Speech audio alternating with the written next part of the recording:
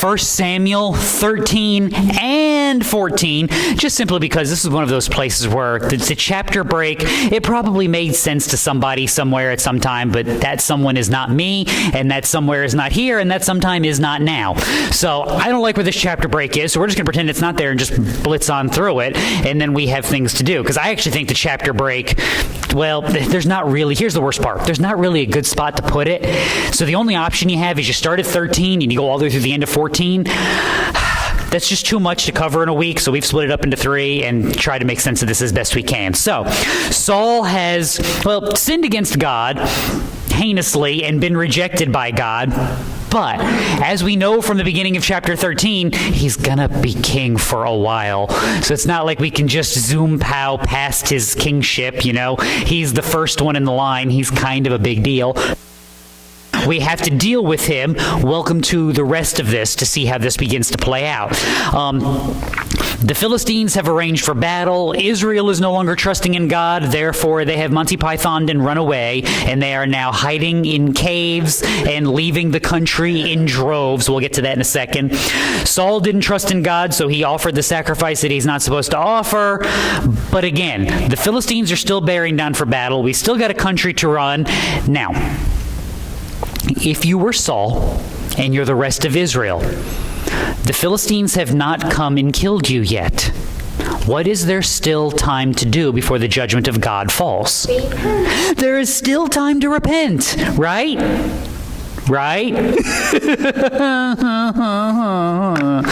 Okay, yeah, 1 Samuel 13, verse 15. Then Samuel arose and went up from Gilgal to Gibeah of Benjamin, and Saul numbered the people who were present with him, about 600 men. That is really bad news all the way around. One, because Saul I told you I was going to do it at some point. It's like trying to go from from Jacob to Joseph to Joshua and not get that confused.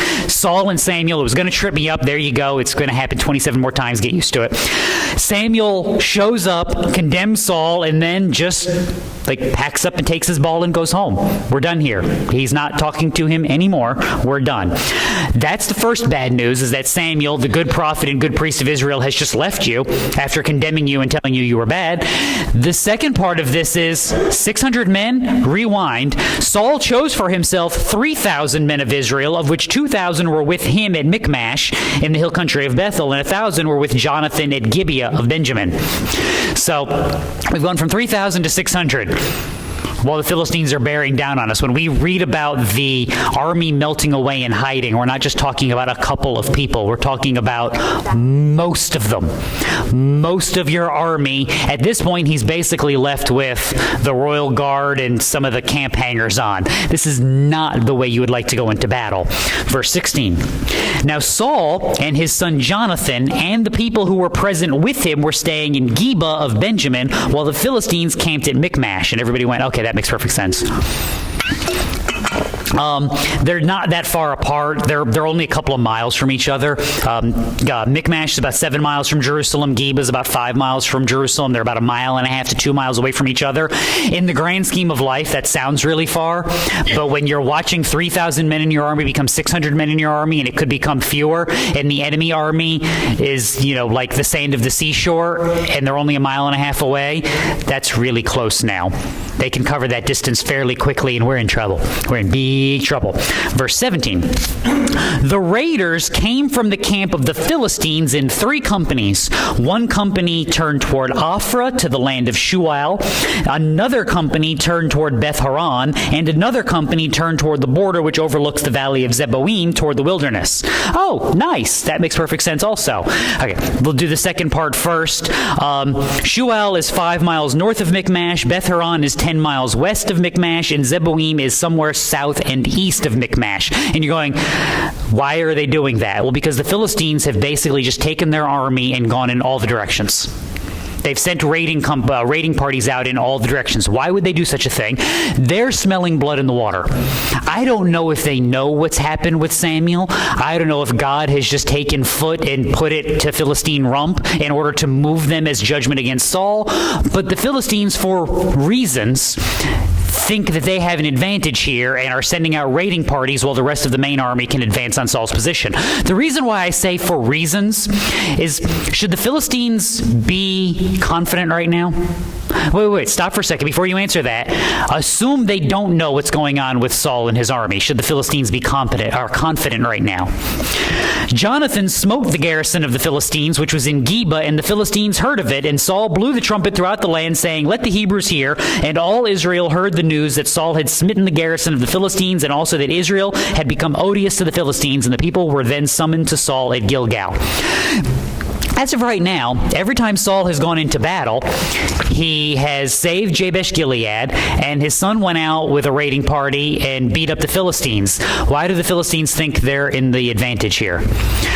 One of the fun little notes of 1 Samuel is, again, wisdom, or rather the lack thereof.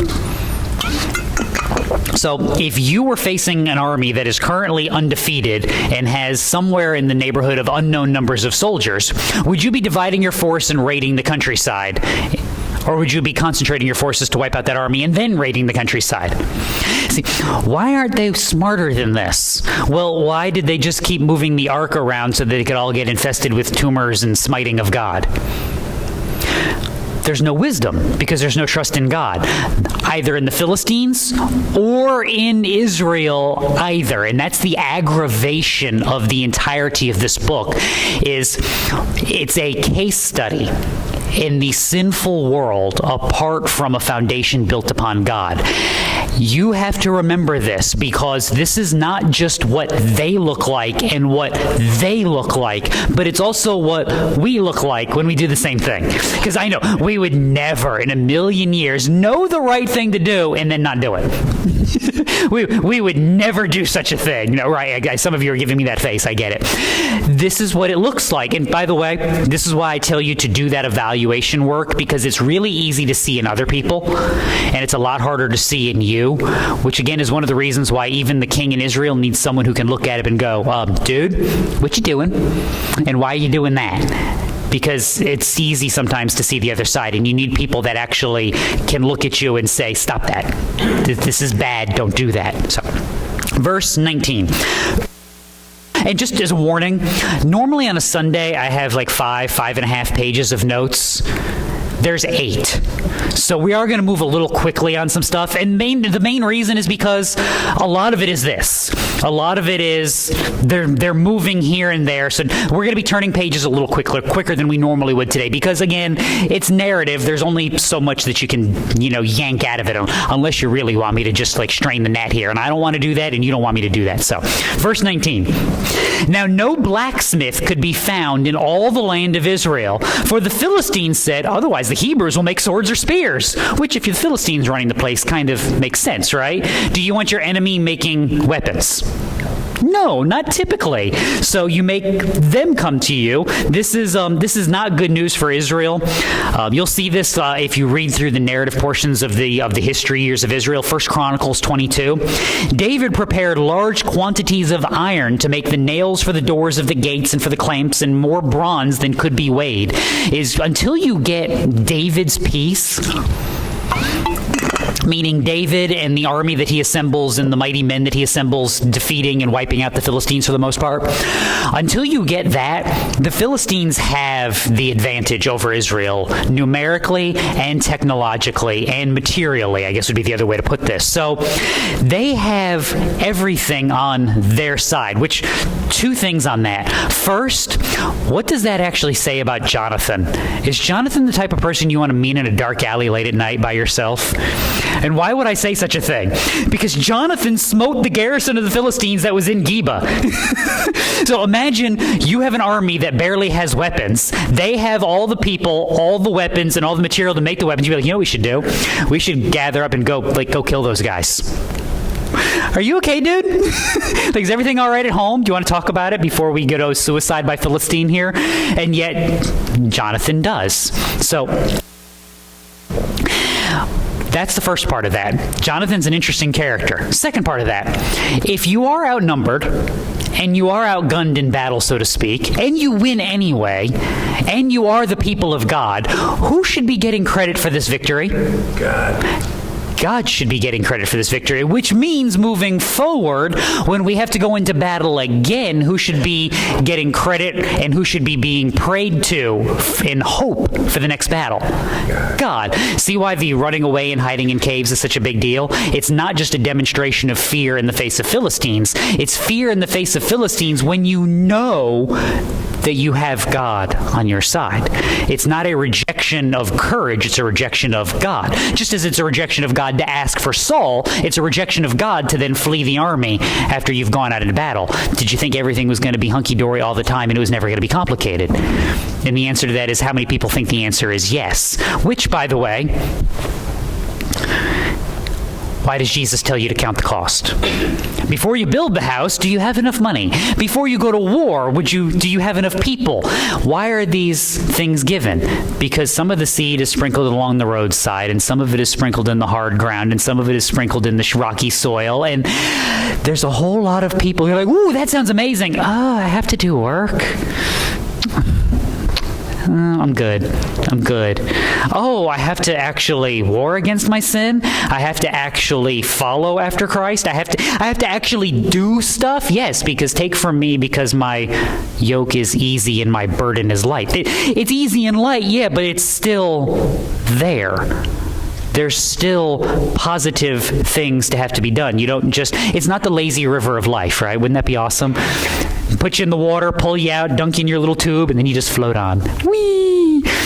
World's worst sermon analogy right there. You know, I used to go to a water park when I was a teenager. I never understood the lazy river. And then I turned 30 and I'm like, oh, I was such a fool. I did not realize the gloriousness of this. I can just sit. It's amazing. Anyway, yeah, you don't get that. So, Israel is in trouble. Israel is struggling. Verse 20. So all Israel went down to the Philistines, each to sharpen his plowshare, his mattock, his axe, and his hoe. The charge was 2/3 of a shekel for the plowshares, the mattocks, the forks, and the axes, and to fix the hoes. And again, great. This is amazing. Now, if you don't have your own blacksmith, you can't make your own weapons. So when you go into battle, what are your weapons? Those. So in order to have them actually prepped for battle, you have to go to the people you want to stab with them. How's that going to work out for you? Like, you're the Philistine blacksmith, and, here comes farmer Israelite, good old Jebediah here, and he wants you to sharpen his pitchfork. What kind of a point you put on that bad boy? Don't. Yeah. Could you sharpen it a little more? No. I mean, what do you... So not only do you have to go into battle with a lack of weaponry and a lack of manpower, but the sharpness of your weapon is determined by the people you have to kill with that weapon. Wouldn't that be much more fun? Like, we'll fight you, but we get to make this modern. We'll fight you, but we get to determine how many bullets you have. No? No, you can't use that weapon. You have to use this weapon. Wait a minute. This is not fair. Exactly. Which, once again, Israel, what could possibly go wrong with this plan? Yeah, other than everything, right? So we don't have enough people, we don't have enough material, we don't have enough weaponry. Okay, verse 22. So it came about on the day of battle that neither sword nor spear was found in the hands of any of the people who were with Saul and Jonathan, but they were found with Saul and his son Jonathan. I still want to know where they got the swords. Then again, maybe Jonathan just went and took one, and hey, I got two. Here you go, Dad. Go team. Which, if you're going to go kill a Philistine garrison, kind of the point of taking over the garrison is to do what? Well, and to get their stuff. There's a reason why in the French Revolution, why did they storm the Bastille? Because that's where the guns and the gunpowder were. You want to start a revolution, what best you be? You best be armed. So Jonathan probably has weapons because he went and took them. So once again, though, you have a sword. Your dad has a sword. And then you're looking around at literally the mob that's going to go after Frankenstein. It's pitchforks and torches. And that's what you've now assembled for battle. Am I the person wondering why they didn't run away sooner? Like, ooh, we have sharp forks. Well, mostly sharp forks, Mostly, again, just try to imagine you get a garden hoe, and then you align for battle. I don't feel comfortable going after a groundhog with a garden implement, much less a grown man with a spear and a sword who's wearing armor. This is a terrible plan. Now, you're outgunned, you're outnumbered, you have no good weaponry, your people are scared that are there, most of the people that were scared left. What could go right? No, and I'm serious about this. What could go right in this situation? And this is where, again, the advantage of 1 Samuel is how much Bible do you have to remember before it? Not a whole lot, right? So you might want to remember things like, what did Moses tell you at the founding of your nation? Moses called to Joshua and said to him in the sight of all Israel, "Be strong and courageous, for you shall go with this people into the land which the Lord has sworn to their fathers to give them. And you shall give it to them as an inheritance. The Lord is the one who goes ahead of you. He will be with you. He will not fail you or forsake you. Do not fear or be dismayed." Now stop. Samuel has left. Saul has been rejected and condemned. You're Israel, standing here with this history, outmanned, barely armed for battle.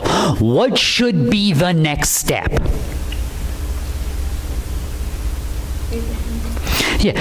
God, we're in a slight pickle, to put this mildly. I mean, we make jokes in the modern world about prayer shouldn't be our last resort. At the very least, though, it should be what? A last resort.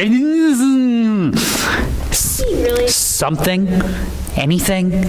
Let's actually line this up and remember what people we are, why we are this people, who we serve, and why we serve. Now, verse 23. The garrison of the Philistines went out to the pass of Michmash. So,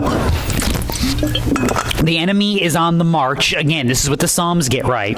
I will lift up my eyes to the mountains. From where shall my help come? My help comes from the Lord, who made the heaven and the earth. He will not allow your foot to slip. He who keeps you will not slumber. Behold, he who keeps Israel will neither sleep nor slumber. So, this is what the psalmist gets right, which, by the way, it's not a coincidence that David writes as many psalms as he does. One of the things you have to remember about all of humanity is we are products of our time, and sometimes that's really good, and sometimes that's really bad. It just depends on how self-aware you are. I don't think it's a coincidence that you get David in the trust that he has in direct opposition to Saul in his lack of faith and lack of faithfulness. So my example for this historically is always, I laugh sometimes if you're weird like me and you read 16th century Protestant reformers from the Reformation, one of the things that you'll find fascinating, and I'm not encouraging you or discouraging you from that matter, but one of the things that's fascinating about them is how many times they can bring every theological issue back to, and that's why the Pope is the Antichrist. I mean, everything is like, and that's why the Pope is evil and sending people to hell. And you're like, how did you make that? Okay, we're going to reread this again. How did we get here? Well, why is that the case? What's the big enemy of their day? The Roman Catholic Church that's persecuting them and killing them and making their congregations illegal. If you read 17th century English reformers, it's amazing how many of their theological battles are like, and that's why the king and the queen should have no power over the church. And you're going, how did you make the argument about baptism about the royal authority? Well, because what's the battle of their day? The demand from the Church of England that you be a conformist congregation and that you hire the pastor that we have approved. And this becomes the issue. They're products of their time. 500 years from now, people are going to read Christian thinkers today and go, why was everything about marriage and children and LGBTQ, what even is this? Well, how did you make every single issue about that? Well, because what's the massive fight of your day? Now, again, that's not bad or good. It just simply is.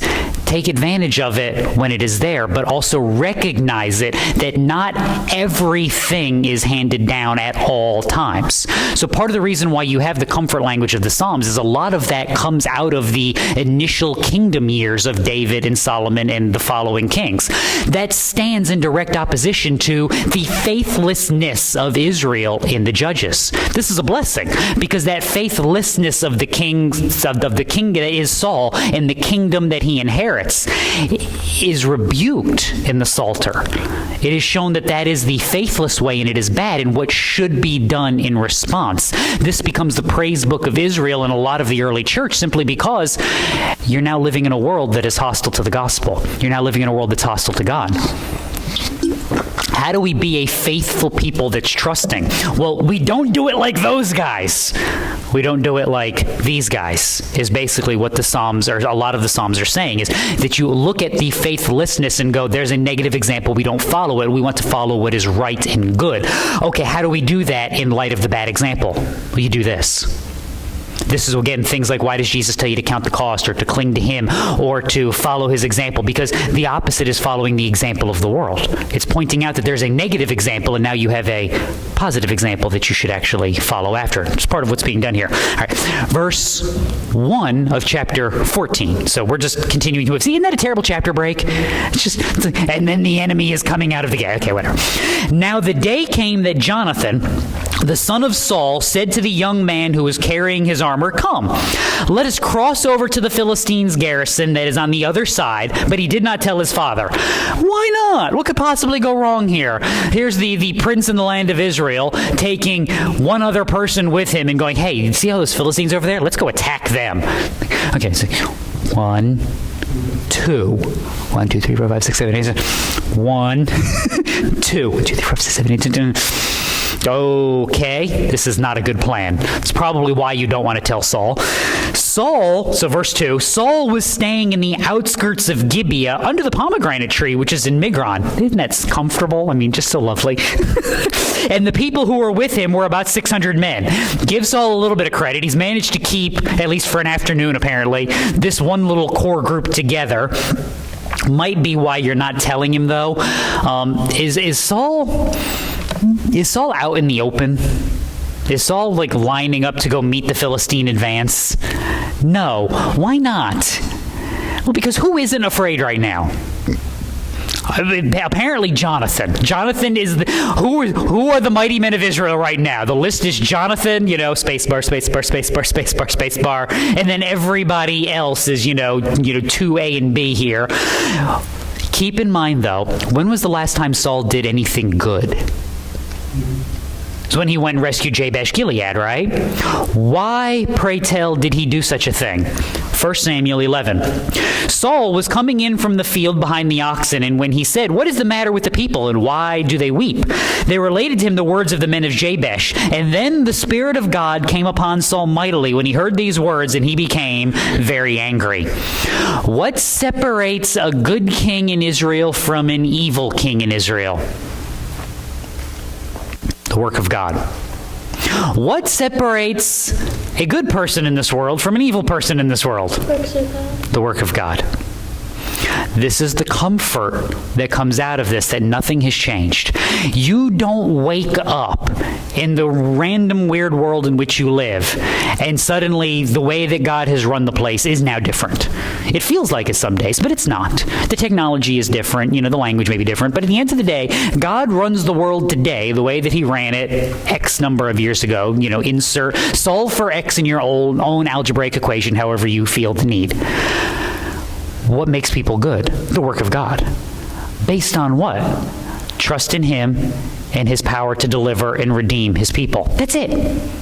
There's not another thing that makes you good. There's not another thing that makes you right or successful in this place. Now, you stand with the advantage of way more of the book on this side to tell you how that works and what it should look like. And part of that is the testimony to Christ, who he is, what he's done, and why that matters. Because that's the answer to the question, what's wrong with everyone and everything in this place?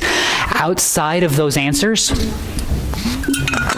fear, lack of wisdom, idolatry of all sorts will be what reigns in this world. Tell me you don't see that day in and day out.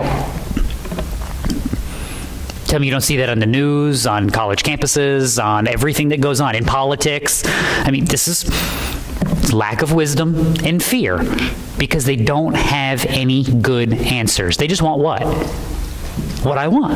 And when do I want what I want? Now. And this is the problem. What's the cure again, Christian? Christ and Him crucified for the forgiveness of sins and the transformations of hearts and minds and then lives. So, Saul's at Migron. Ahijah, the son of Ahitub, great name. Need to name more kids Ahitub, just in case you're wondering. If you need an example, go for it.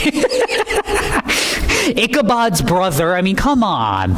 See, there's how you should. It should be Ahitub Ichabod. That flows, right? You could pull something every time you got to yell at your kids. The son of Phinehas, the son of Eli, the priest of the Lord at Shiloh, was wearing an ephod, and the people did not know that Jonathan had gone. Okay, time out. We're going to ignore that last sentence because we're going to come back to that in a second. Why would this be a thing and two, a problem? So why is Ahijah wearing the ephod? What's the purpose of the ephod? And just so I can balance it out, the ephod. It's the priest's garment. Why is he wearing the priest's garment for Saul and his army? Because Samuel left. Samuel showed up, declared judgment upon Saul, and then took his ball and went home. Now, if you're Saul, I need a priest. Where can I find one? The good one left. Now, why do I say the good one left? Because, Ahijah, son of Ahitub, forget Ichabod. Ahitub is the son of Phinehas, who is the son of Eli. I know it's been a while, but are those good people? No. Eli dies when he falls off the stool. Phinehas gets killed in battle because he had the audacity to drag the Ark of God into battle against the Philistines, and then the conundrum that created. And what was the fallout?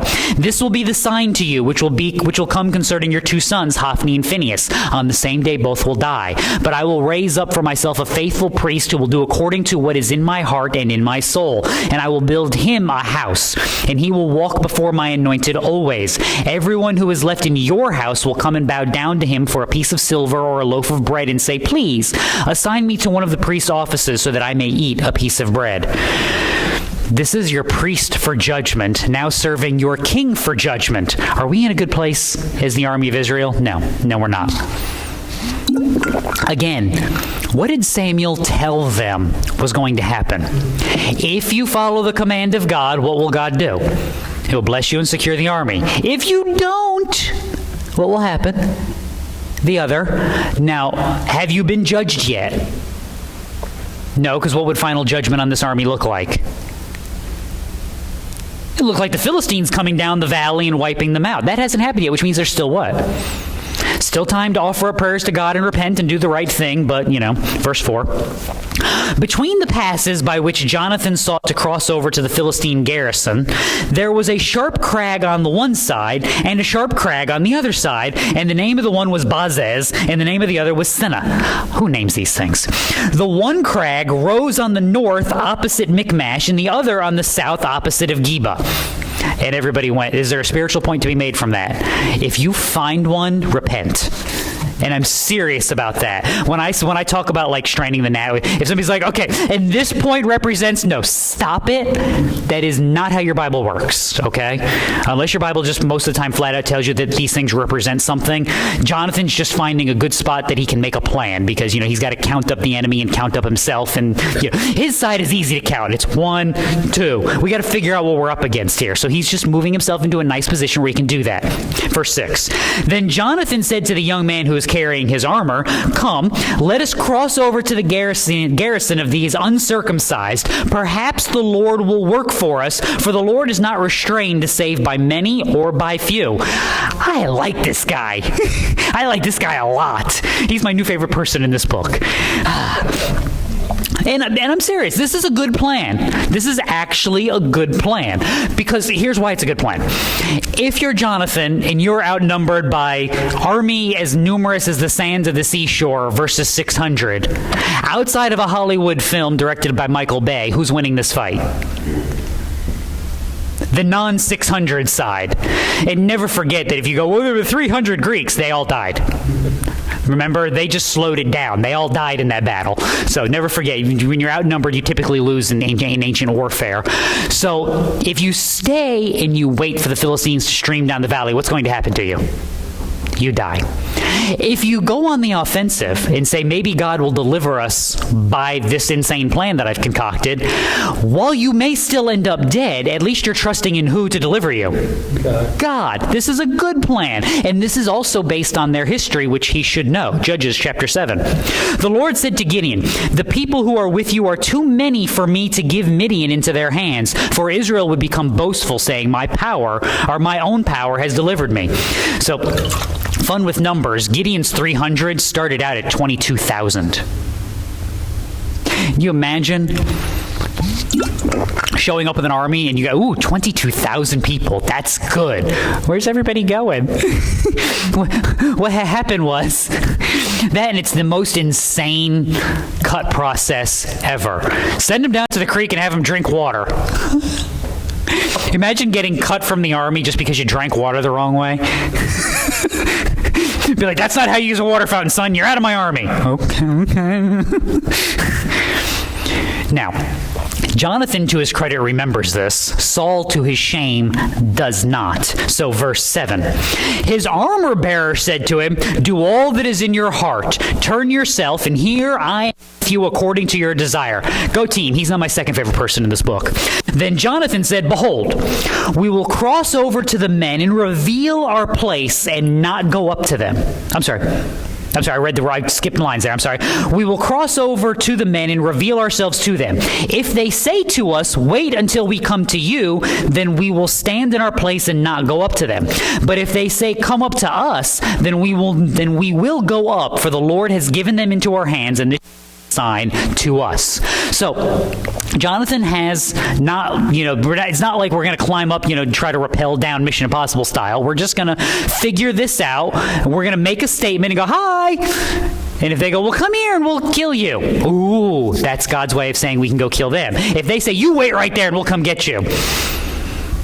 Game over, man. It's time to dig in and make our stand. We're in trouble. Now, why do I still say this is pretty good? Because at the end of the day, he's trusting that God will tell him something, that God will tell him how to work. Now, to both Saul and the rest of Israel's shame, is this how you want to consistently live your life? If God says this, I'll do that. If God doesn't say this, I won't do that. I don't know, this is a little akin to reading tea leaves. But at this point, as much as we can, what is Jonathan's heart here? That God can deliver us, God is capable of delivering us, and he may or may not use me to do it. Let him tell me as best as I can figure out how. And the reason why he's stuck with this is what happened to the good prophet. He went home. Why? Because your dad is wicked.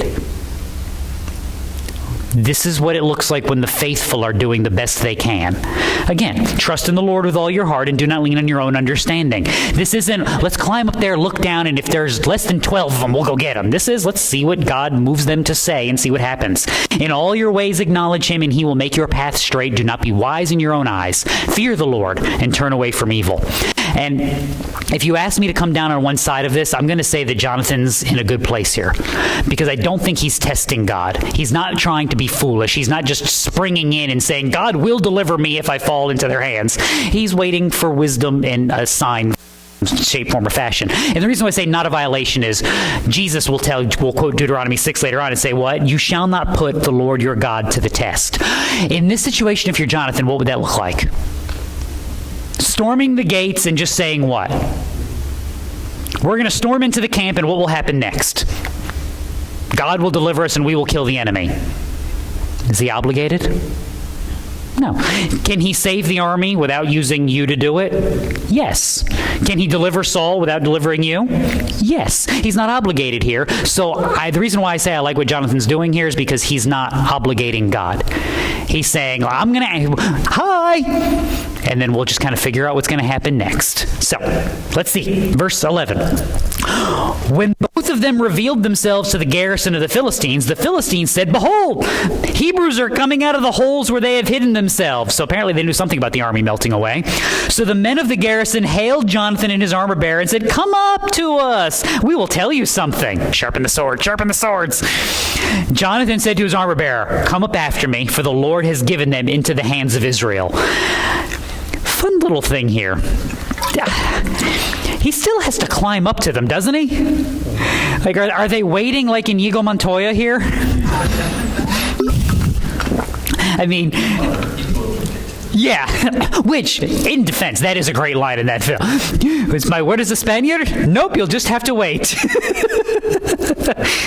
I mean, at this point, like, okay, back up, guys. Come on, be fair. And if you're the Philistines, though, they probably are being fair, because if you're the Philistines, you're saying what?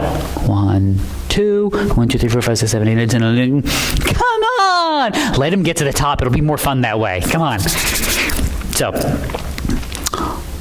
if you're Philistines, you probably have archers. You probably have spears. At what point should you try to start killing Jonathan? Look, there's the enemy. What should happen next? We should start trying to kill him, but we'd have to climb into the ravine. Okay. Arrows, spears, throw something, climb down, go get him. Why would you wait? Make him climb down and then back up and then kill him? Is this more sporting? No, this is mockery. Do you take this threat seriously as the Philistines? No. Let him climb down, him and whoever that kid is with him. It's probably not a kid. It'd be a young man, so it's probably late teens, early 20s. But let him climb down, let him climb up. We'll have a little fun with him, and then we'll kill him. And then we'll find some more Israelites, and we'll do the same thing. What happened to the last nation that mocked God in the Bible at this point? On the same day, Pharaoh commanded the taskmasters over the people and the foremen, saying, "You are no longer to give the people straw to make bricks as previously. Let them go and gather straw for themselves. But the quota of bricks which they were making previously you shall impose on them, and you shall not reduce any of it, because they are lazy. And therefore they cry out, 'Let us go and sacrifice to our God.' Let the labor be heavy upon them, and let them work at it so that they will pay no attention to false words." Oops. How'd that go for Pharaoh and his army and his nation? Not so well. So Jonathan's in a really good place now. Verse 13. Then Jonathan climbed up on his hands and feet with his armor bearer behind him. I like how it has to tell you that he climbs on his hands and feet. Like, what was he supposed to do? Use his chin? I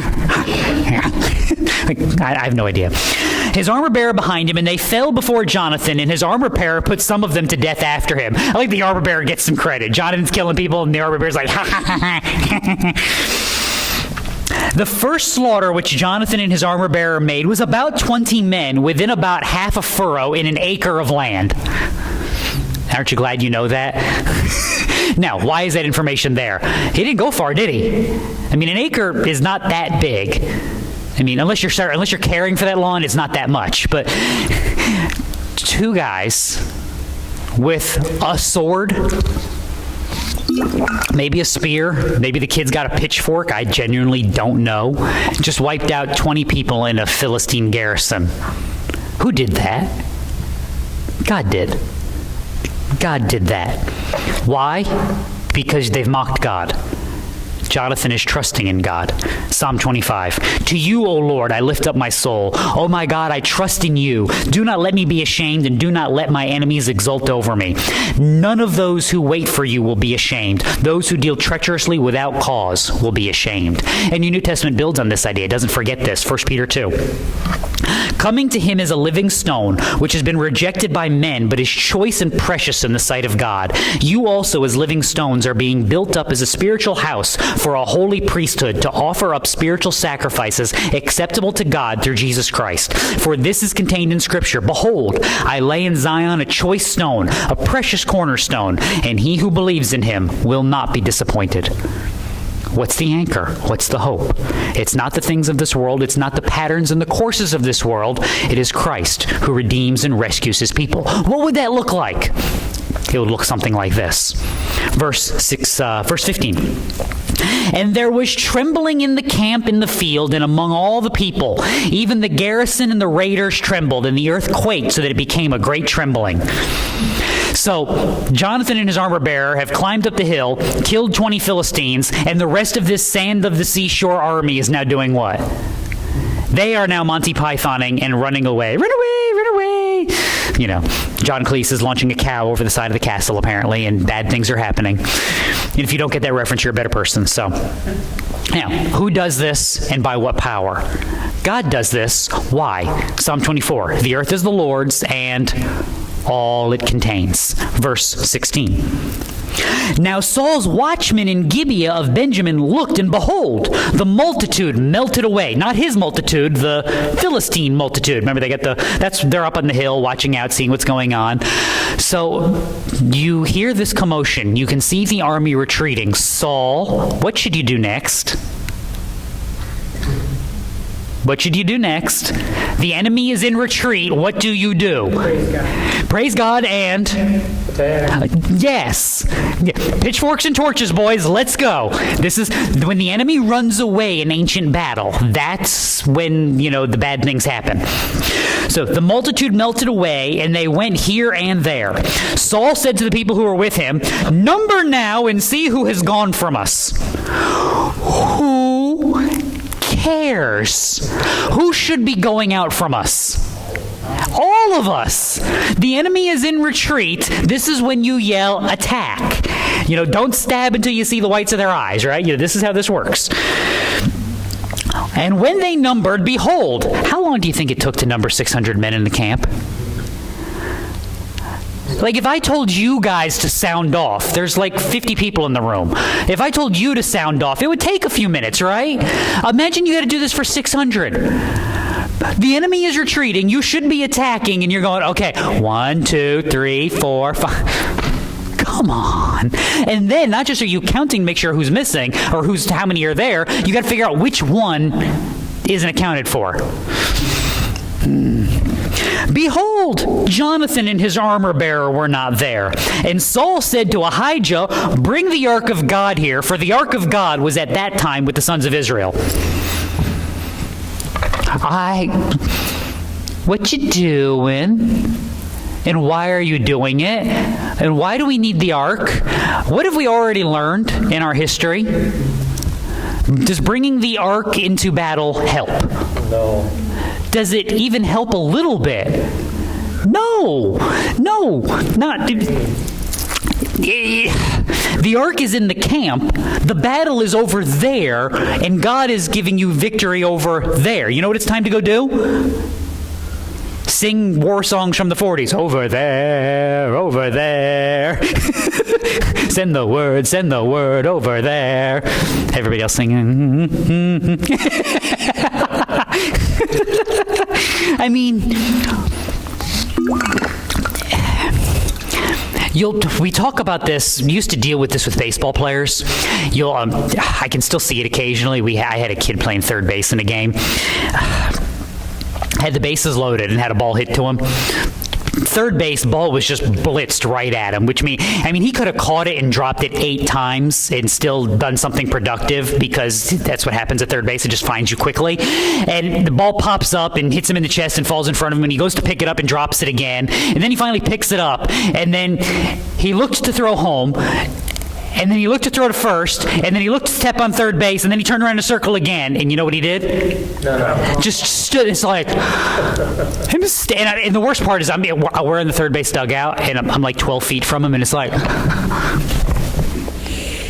if you had just made any decision, like, he had time to throw it home, he had time to throw it to first, and he still had time to step on third, but his brain couldn't. It's what we call paralysis by analysis. He was thinking through all the possibilities, and therefore he chose none of them. This is Saul right here. Jonathan's missing. Where's the ark? What do we do? Go stab the enemies of God's people. That's your job. Why can't he do that? James chapter 1. If any of you lacks wisdom, let him ask of God, who gives to all generously and without reproach, and it will be given to him. But he must ask in faith without any doubting. For the one who doubts is like the surf of the sea, driven and tossed by the wind. For that man ought not to expect that he will receive anything from the Lord, being a double-minded man, unstable in all his ways. What might that look like for the leader of Israel? It looked like this guy right here. Get me the ark. Get me the priest. Count the people. What are we doing? Who are you again? I don't know what's going on. Verse 19. While Saul talked to the priest, the commotion in the camp of the Philistines continued and increased. So Saul said to the priest, "Withdraw your hand." Then Saul and all the people who were with him rallied and came to the battle. Finally, man. Finally. And behold, every man's sword was against his fellow, and there was great confusion. Now the Hebrews who were with the Philistines previously, who went up with them all around in the camp, even they also turned with the Israelites and were there with Saul and Jonathan. So don't gloss over that. Who's killing the Philistines? Count it.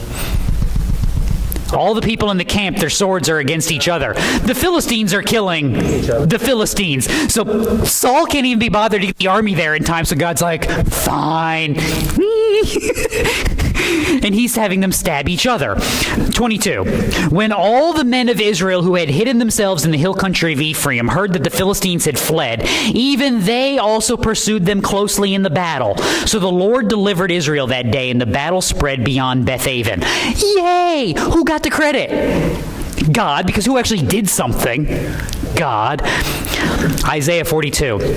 Who created the heavens and stretched them out? Who spread out the earth and its offspring? Who gives breath to the people on it and spirit to those who walk in it? I am the Lord. I have called you in righteousness. I also will hold you by the hand and watch over you. I will appoint you as a covenant to the people, as a light to the nations, to open blind eyes, to bring out prisoners from the dungeon and those who dwell in darkness from the prison. I am the Lord. That is my name. I will not give my glory to another, nor my praise to graven images. Now, stop for a second. This is part of the reason why the Psalter is what it is and why the prophets are what they are. They're calling Israel back to the right understanding, hearkening back to the good history of Israel. Stuff like this. You have failed. You have not repented. You have not trusted in God. And yet God has still delivered. By what power? His. Not yours. He has accomplished. He has built up, which means your call from this point forward is to do what? Forsake self, trust in Him. Follow the lead that He has laid down. Don't do something stupid. Verse 24. Now the men of Israel were hard-pressed on that day, for Saul had put the people under oath, saying, "Cursed be the man who eats food before evening, and until I have avenged myself on my enemies." So none of the people tasted food. What could possibly go wrong? All the people of the land entered the forest, and there was honey on the ground. When the people entered the forest, behold, there was a flow of honey, but no man put his hand to his mouth, for the people feared the oath. So wait a minute. So God had the enemy killing themselves and set to flight. You have finally sent the army after them, and it just so happens that the woods that the enemy ran into was full of food. And not just any food, but like nature's Snickers bar. I'm serious. You're tired. You're wearing out. What do you need? Sugar. And not only do I need some sugar, I need it how? In a way that I can indulge and get it quickly. Like, do I want a loaf of bread? No. I have to chew. This is going to take, I can Winnie the Pooh, scoop this thing up, nom, nom, nom, nom. And now the best part is my hands are all sticky, so I can't drop my pitchfork. Like, this is a double win. Everything is coming up roses here. I can't lose. And if I cut myself, I can use the honey to there we go. And I closed up the wound. Go team. Oh man, if I eat it, the king is going to kill me. God has set you up in the most beautiful, successful way possible, and the stupidity of humanity has said what? We just can't help ourselves. We just can't help ourselves. Death. By a man came death. By a man also came the resurrection from the dead. 1 Corinthians 15. Romans 5. As through one man sin entered the world, death through sin, so death spread to all men because all sinned. See, the problem is people. This is why the cure is what it is, because what undoes people? It changes hearts and minds is the gospel message. Union with Christ, indwelling of the Spirit, so that you actually know the commands and can follow them. Remove the Spirit of God, remove the understanding of Him, and what will you get? This level of lack of wisdom, this level of lunacy, to where the blessings of God are now treated as a curse. How dare we?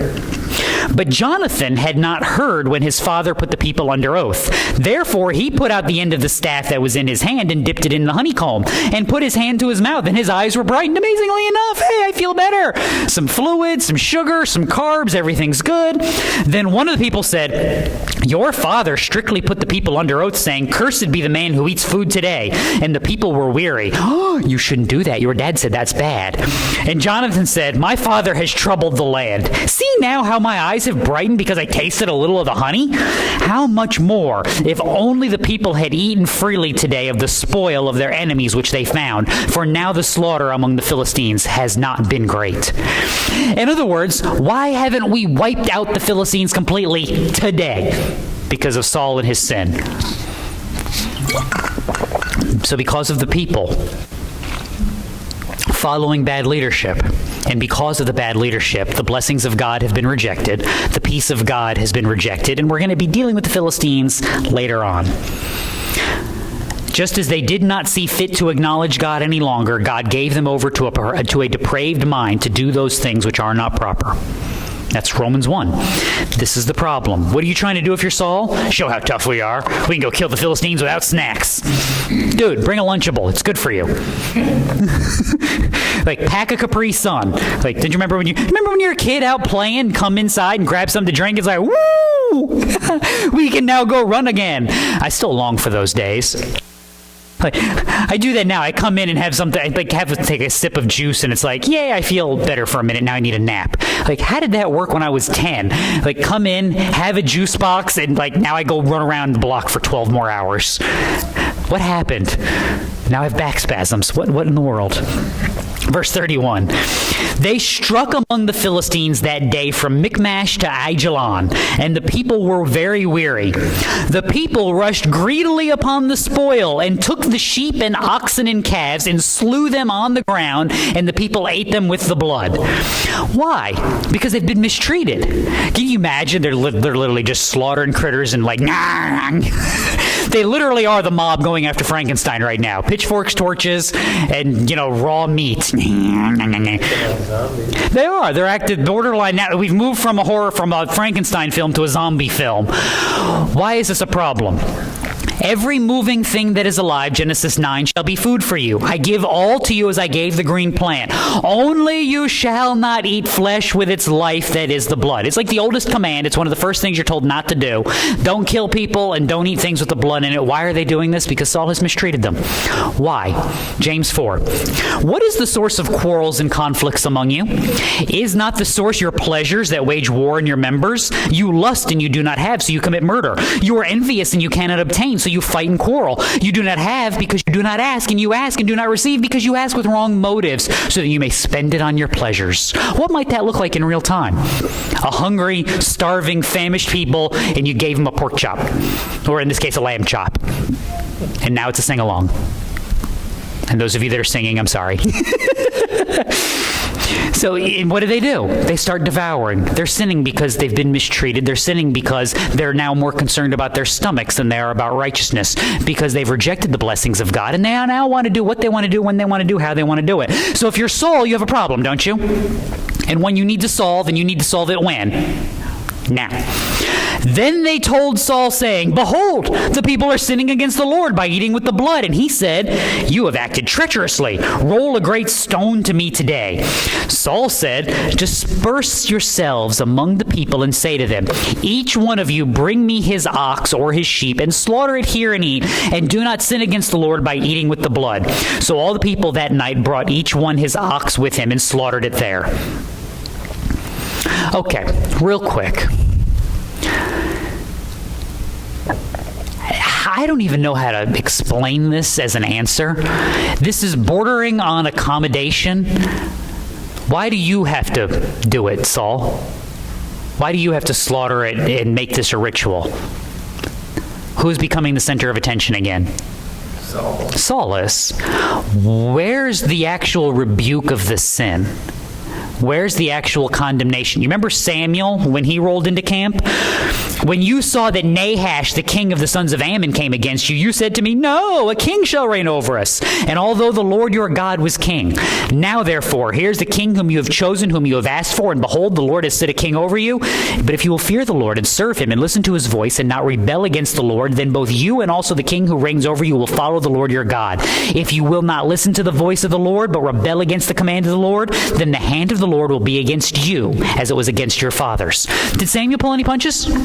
No. You sin? This is what sin looks like. You do righteous? This is what righteousness looks like. What is Saul already doing? I had to offer the sacrifice, Samuel, because the army was running away. We have to set up an altar and have them sacrifice because they're sinning by eating. Just condemn them and tell them to stop doing that and to do things properly. Why are we again bringing everything back to you? Because this is not about God. This is not about sin. This is about who and his authority? Saul. And Saul built an altar to the Lord, and it was the first altar that he had built to the Lord. There's a second problem. How many people are building altars in Israel? Everybody. Why are we building altars? Don't we have an altar to offer sacrifice? No offense, don't we actually have an altar like right over there in the camp? What's in the camp with the people again? The ark. Now, I'm not saying they should be sacrificing these animals on the ark, but if you were Saul, what would you be doing? If you don't know anything, you don't know any better. Why are we building an altar? Why can't we just slaughter the animals properly and eat them? Why do we have to go through this trouble? 1 Samuel 13, your kingdom shall not endure. The Lord has sought out for himself a man after his own heart. Where's the repentance? Where's the condemnation of sin? And where is the actual instruction for the people? It's not present because at the end of the day, Saul has no mechanism within himself that he can do this. Why not? Because he has no wisdom. Because he himself doesn't follow and trust God. Therefore, how can he lead other people to do the same? See the problem here? Once again, Christian, who are you and why are you like this? Why do you live your life the way that you do, and why does that matter moving forward? This is your foundation for everything, because other than that, you're building the foundation in the wrong direction on the wrong thing. And what might that look like over time? It looks like this, day in and day out. Now, a couple of things. Again, this is a terrible place to stop, but you got to stop somewhere. You're going to have to remember that bit with Jonathan and this bit, because it's all going to come back later. But remember, this is what judgment looks like upon a people. It's a lack of wisdom. It's a feeding after the lusts and the desires of the flesh and of the eyes. And the cure then is the same as the cure now. Repentance and trust in a God who redeems and saves. If you have that, you have Jonathan. If you don't have that, you have Saul in the army. Christian, nothing has changed. You live the way that you live because of who Christ is and what he has done and the power that dwells in you. As you go out, as you instruct, as you disciple, you must disciple in that power lest you build upon the wrong foundation. Let's pray.